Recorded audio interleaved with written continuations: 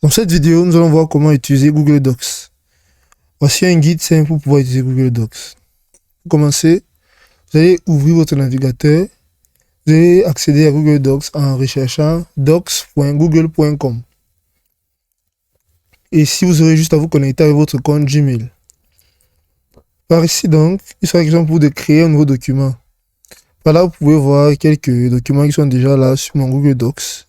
Et pour créer un nouveau document, vous allez venir cliquer ici sur le plus, là, pour document vierge. Comme vous pouvez aussi le voir, vous l'avez vu là-bas, vous pouvez aussi choisir un modèle prédéfini, c'est-à-dire CV, lettres, rapports et autres. Ici, il sera question pour vous de pouvoir écrire et formater votre texte. Donc, ici, directement, vous pouvez utiliser la barre d'outils en haut. Ici, vous pouvez changer la police.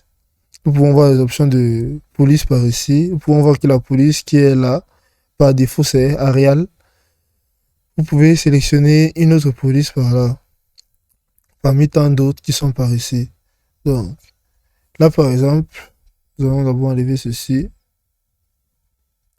Et nous pouvons observer la police qui est par ici. Je peux, par exemple, choisir Georgia et l'appliquer en tant que police.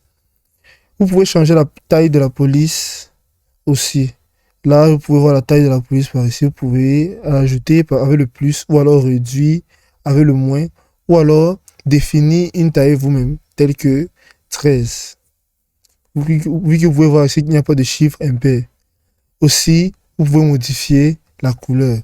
Donc là, d'abord, je vais mettre la taille comme 14. Et vous pouvez observer les différentes options par là. Vous pouvez aussi mettre votre texte en gras ainsi que d'autres. Donc là, par exemple, je vais écrire un texte.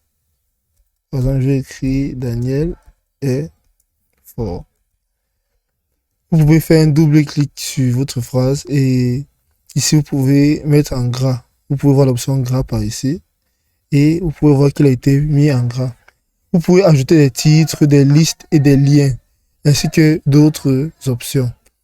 Donc, il sera donc question pour vous, après avoir fait tout ceci, après avoir écrit votre texte, de pouvoir partager le document. Vous pouvez venir cliquer ici sur l'option partager. Là, vous pouvez voir les options de partage. Vous pouvez copier le lien ou alors cliquer sur partager directement et vous pouvez l'enregistrer. Et vous allez entrer l'adresse email des personnes avec qui vous voulez partager.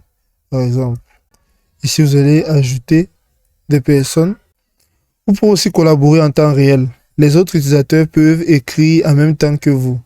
Donc, vous pouvez voir leurs modifications en direct et il est possible de commenter des passages du texte.